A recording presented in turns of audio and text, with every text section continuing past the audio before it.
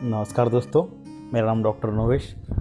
आप सभी मुझको जानते हैं कि मैं आता हूँ तो आयुर्वेद की बात से ही मेरा शुरुआत रहती है, या आयुर्वेदी में आपको टॉपिक जो मैं आपसे शेयर करता हूँ। तो अभी मेरा जो आज का जो विषय मैंने लेके आया हूँ आपके साथ में, मैं आपसे शेयर करना चाहता हूँ, वो विषय है मस्कुलोस्केलेटल डिसऑर्डर, जिसको हम सादे सिंपल लैंग्वेज में कहेंगे तो वात व्याधि का। इसमें कुछ न्यूरोलॉजिकल भी आएंगे, कुछ साइकोलॉजिकल भी आएंगे। तो ये बहुत बड़ा टॉपिक हो जाता है वात व्याधि के संदर्भ में, लेकिन हम आज उससे भी थोड़ा जिसे कहेंगे कि और इसमें शॉर्ट क्या हो सकता है, तो मस्कुलोस्केलेटल डिसऑर्डर, यही जो टॉपिक है मैं क्यों लेके आया हूँ ये भी मैं बताता हूँ आपको। कि अभी शिशिर जो है समय चल रहा है, शिशिर मीन्स जिसे कहें कि ठंड का समय चल रहा है, अभी विंटर सीजन चल रहा है। तो इसमें जो मस्कुलोस्केलेटल जो डिसऑर्डर रहते हैं उसका मैं कुछ एग्जांपल आपको बताता हूँ। जैसे कि रोमाटॉइड आर्थराइटिस हुआ, ऑस्टियो आर्थराइटिस हुआ, सर्वाइकल स्पॉन्डिलोसिस हुआ, या फिर लंबर स्पॉन्डिलोसिस हुआ, या नी जॉइंट ऑस्टियोआर्थराइटिस हुआ, या फिर जो मल्टीपल जॉइंट्स है, स्मॉल जॉइंट्स है, उसका पेन हुआ, या उससे रिलेटेड डिसीज़ हुआ, कुछ गाउटी आर्थराइटिस हुआ, या फिर एंकालोजिंग स्पॉन्डिलोसिस हुआ। ऐसे लगभग बहुत सारे डिसीजेस। इसका मैं अगर कुछ आयुर्वेद का नाम बताऊंगा तो मन्यागत वात, कटिगत वात, संधिवात, आमवात, वात रक्त, इस तरह से। तो ये डिसीज जो है, ये इसका जो सिम्टम्स का बढ़ जाना रहता है वो इसी ऋतु में ज़्यादा हो जाता है, क्योंकि वात के जो गुण है तत्र रुक्ष लघु शीता खरा सूक्ष्म चल अनिला, तो ये सभी जो गुण है ये शिशिर ऋतु में आपने देखा होगा कि रुक्षता आती है। इसीलिए जो अलग अलग तरह के जो मॉइस्चराइज़र क्रीम जो है हम बॉडी के ऊपर लगाते हैं, फेस के लिए अलग से, कोई बॉडी के लिए कुछ अलग से, इस तरह से वो चलते रहता है। नहाने के लिए भी आप अगर देखेंगे तो ग्लिसरीन के युक्त जो सोप रहती है वही सोप मैक्सिमम यूज़ में लाते हैं, या उपयोग ज़्यादा होता है इस तरह। तो तत्र रुक्ष लघु है, शीत है, तो इस ऋतु में शीतता जो है वो बहुत ज़्यादा बढ़ जाती है। ठंड जो है मौसम में, ठंड के मौसम में 8 डिग्री, 9 डिग्री, 10 डिग्री या उससे भी कम 1 2 3 4 भी रहता है कई कई राज्यों में, तो राजस्थान जैसे राज्यों, क्योंकि मैं वहाँ पे, मुझे वहाँ का क्लाइमेट की जानकारी, इसलिए मैं आपको क्लियरली बता सकता हूँ। या जम्मू के रीजन में हुआ वो भी 1 2 3 4 डिग्री के आसपास ही रहता है। तो इस तरह से तो बहुत इंडिया में ये जो शिशिर ऋतु है, ये जिसे कहेंगे हम कड़ाके की ठंड होना, तो ये पाया जाता है। तो इसमें जो ये डिसीज़ के जो लोग हैं जिनको मस्कुलोस्केलेटल डिसऑर्डर है, मांसगत वात या फिर संधिवात जैसा, तो ये बढ़ जाती है, इनके लक्षण बढ़ जाते हैं। तो इसमें मैं जो अब बता रहा हूँ आपको, वो थोड़ा आप इसको एकदम क्लियरिटी से समझे कि कुछ कुछ डिसीज़ जो रहते हैं वो ऑटोइम्यून डिसीज़ रहते हैं, जिसको आप कंप्लीटली क्योर नहीं हो पाता है, लेकिन कुछ अगर आप 1 2 मेडिसिन रखते हैं तो उससे आप ये जो डिसीज जो है वो, जिसे कहेंगे कि हम रुक जाता है, उसके सिम्टम्स बढ़ते नहीं हैं, या वो प्रोग्रेसिव नहीं रहता है। प्रोग्रेसिव मीन्स उसके जो कॉम्प्लिकेशन वो डेवलप नहीं होते। एग्जांपल के तौर पे रूमेटॉइड आर्थराइटिस का, रूमेटॉइड आर्थराइटिस वही डिसीज़ है जिसमें कि अगर आपने उसको सही जगह पकड़े नहीं उसको, डिसीज़ को, तो ये बहुत आगे बढ़ जाता है। यहाँ तक बढ़ जाता है कि जो पेशेंट जो है वो डिपेंडेंट हो जाता है उनके जो फैमिली मेम्बर के ऊपर में। इनको चलना फिरना, बैठना उठना, उनके जो रूटीन के जो वर्क है वो नहीं हो पाते उनसे, लैट्रिन बाथरूम वाले जो वर्क होते हैं, यहाँ तक ये जो कंडीशन है वो बिगड़ जाती है।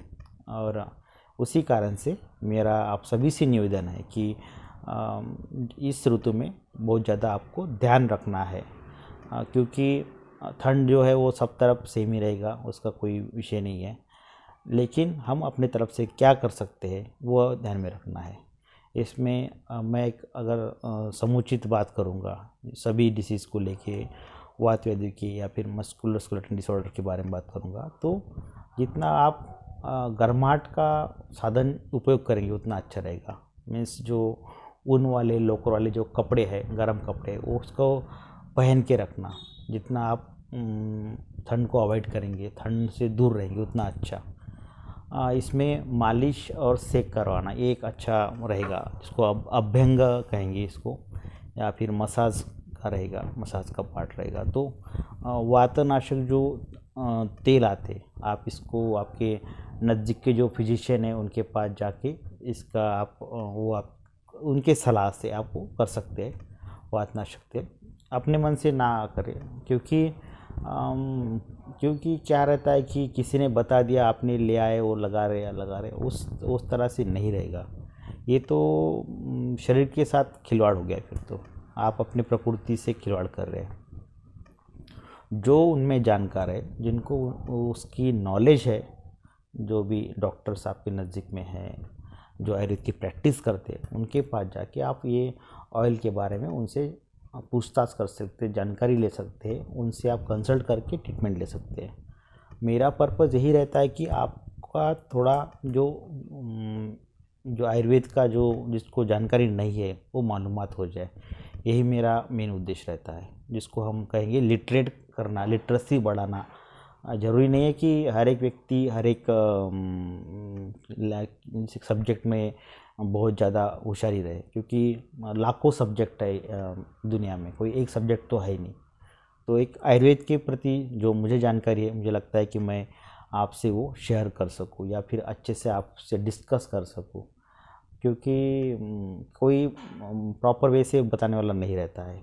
कोई कहता है कि तिल का तेल लेके आओ, कोई कहेगा सरसों का तेल लेके आओ, कोई कहता है कि नारियल का तेल है तो उससे ही मालिश करवा लो। तो ये अलग अलग तरह के रहते हैं, प्रकृति लोग रहते हैं जो बताते रहते हैं, जिनको डिसीज़ के बारे में जानकारी नहीं रहती है। और उस कारण से क्या होता है कि ये जो सिम्टम्स रहते हैं, जॉइंट पेन है या स्वेलिंग है या फिर उसमें अकड़न आना कहेंगे, स्टिफनेस कहेंगे, तो ये कहीं कहीं जो ऑयल है उससे बढ़ जाते हैं। जैसा कि मैं एक सादा सिंपल आपको एग्जांपल दूंगा, महाविषगर्भ तेल, ये जो तेल है हम जो यूज़ करते हैं वो रूमेटॉइड आर्थराइटिस के लिए यूज़ करते हैं। बाकी अगर आप तेल का यूज़ करेंगे तो उससे ये सिम्टम जो है इस डिसीज़ में वो बढ़ जाएंगे, क्योंकि ये आम मौत का डिसीज़ है। आम तो ये अलग टॉपिक आ जाता है, वो मैं आपको एक सूत्र रूप में बताता हूँ। अविपक्वम असंयुक्तम दुर्गंधम बहुपिच्चिलम सदनम सर्वगात्राणाम आम इत्यादि धीयते। तो ये आम की डेफिनेशन है, तो वो अलग चीज़ें हम उसमें नहीं जाएंगे और डेपने, लेकिन आम वात की कंडीशन में जो तेल यूज़ करना रहता है वो अलग रहता है। नॉर्मल तेल से आप अगर उसकी मसाज करते हैं तो ये सिम्टम्स बढ़ जाते हैं या उससे रिलीफ भी नहीं मिलता है, और आप खुद ही कहोगे कि मैं तो मालिश कर रहा हूँ लेकिन 7-8 दिन के बाद में मेरे दर्द जो है, मेरा स्वेलिंग जो है, मेरा स्टिफनेस है, वो पूरा बढ़ गया है। तो ये चीज़ें आपको अवॉइड करनी है, क्योंकि पता नहीं रहता है, कोई किसी गलती नहीं रहती है, सिर्फ प्रॉपर जानकारी नहीं रहती, उस कारण से है। बहुत बार रहता है कि टिप्स ही नहीं पता रहती है मालिश के, कैसे भी अपने मन से मालिश कर रहे हैं, तो उस तरह से नहीं रहता है, उसका एक अलग से टिप्स रहता है। जैसे कि एक एग्जांपल के तौर पे मैं बता रहा हूँ आपको कि अगर जॉइंट का है तो जॉइंट में आपको गोल तरीके से राउंडिंग वाला है। अगर जॉइंट है, अगर मैं कहूँगा ये जॉइंट है, ये यहाँ पे ये राउंडिंग आएगा, ये पूरा ये राउंडिंग आएगा, ये ऐसा नहीं आएगा, ये गलत हो जाता है। फिर जितना आप इसको ये इस तरह से उसको मसाज करेंगे, उस तरह आपको जो तेल रहता है, मेडिकेटेड ऑयल रहता है, वो एब्जॉर्ब होगा अच्छी तरह से और उस जॉइंट को आपको रिलीफ मिलेगा। क्योंकि हमारा पूरा जो ये ट्रीटमेंट का पार्ट चलता है, ये कुछ हम ऐसे ही करते जा रहे हैं ऐसा नहीं रहता है। ये आपकी सिम्टम्स कम हो, आपका डिसीज़ में आपको रिलीफ मिले, उस तरह से हमें करना है। कभी भी आयुर्वेद की जो ट्रीटमेंट रहती है वो कुछ समय के लिए आपको लगता है कि 3 महीने 4 महीने, लेकिन टोटल ड्यूरेशन अगर आपको सही में अगर क्योर होना है तो ये ज़रूरी हो जाता है, ये जो ड्यूरेशन रहता है 3 महीने का 4 महीने का। क्योंकि अंदर आयुर्वेद स्थिति जो बनी रहती है, शरीर में जो स्थिति बनी रहती है, वो स्थिति को पूरी तरह से आपको जिसे कहेंगे कि हम समूर्चना भंग करना, दोष दुष्य समूर्चना विघटनम मेव चिकित्सा।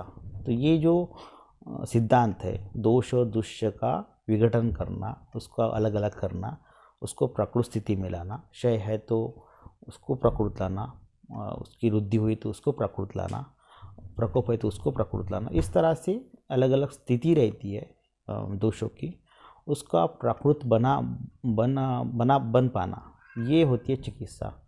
एक अगर मैं एक श्लोक बता दूँ आपको, जिसको हम कहेंगे कि चिकित्सा का एक श्लोक, तो उसमें आया है कि जिसको समधातु जब हो जाते हैं, समदोष हो जाते हैं, समाग्नि हो जाती है, तभी वो कहेंगे हम कि चिकित्सा हो रही है। ऐसा नहीं कि आप ट्रीटमेंट ले आए, थोड़ा बहुत आपको आराम मिल गया, आपने छोड़ दिया, वो चिकित्सा का पार्ट नहीं हुआ है। तो ये चिकित्सा रहती है कि आपका मन भी शांत है, आपको कोई मेंटली कोई फटीग नहीं है, या फिर मेंटली कोई आपका स्ट्रेस नहीं है, या कोई डिसीज़ नहीं है, तो वो चिकित्सा का सिद्धांत हो गया। नहीं तो फिर आपने ले लिया, आपको कुछ दिमाग में गड़बड़ी चल रही है, आपको इरिटेशन हो रहा है, स्ट्रेस हो रहा है, इंसोम्निया हो रहा है, नींद पूरी नहीं हो रही है, आपको चिड़चिड़ापन है, वो चिकित्सा का पार्ट नहीं है। क्योंकि चिकित्सा में बताया है कि आप दिमाग से भी सही हो, तभी ये डेफिनेशन हो जाती है हेल्थ की डेफिनेशन। तो मैं यही कहूँगा आप सभी व्यूवर्स से कि आप प्रॉपर वे से ट्रीटमेंट का पार्ट करवाइए। आयुर्वेद में काफ़ी अच्छी ट्रीटमेंट है, रिज़ल्ट ओरिएंटेड ट्रीटमेंट है। बहुत बार थोड़ा बहुत कन्फ्यूजन हो जाता है, ट्रीटमेंट प्रॉपर है या नहीं है, या फिर कुछ गड़बड़ है क्या नहीं है। बहुत बार शंका जिसे कहेंगे हम, क्वेश्चनिंग कहेंगे कि सर मुझे बहुत बार कभी कभी पेशेंट पूछ लेते हैं रिज़ल्ट की, तो रिज़ल्ट आना निश्चित है, लेकिन उसके लिए जिस तरह उसको फॉलो करना रहता है चिकित्सा को, वो फॉलो करना सभी के लिए, वो घर वाले रहेंगे, पेशेंट रहेंगे, पेशेंट के जो आसपास में रहते हैं हाउस मेंबर है उसके, तो वो सभी रहेंगे, डॉक्टर्स भी रहेंगे, सभी लोग अगर इसको पकड़ लेते तो ये ट्रीटमेंट का पार्ट हो पाता है। इसलिए आप इसको, मेरे वीडियो को अगर अच्छा लगा आप तो इसको ज़रूर लाइक करिए, शेयर करिए और चैनल को सब्सक्राइब करना ना भूलिए। धन्यवाद। जय हिंद, जय आयुर्वेद।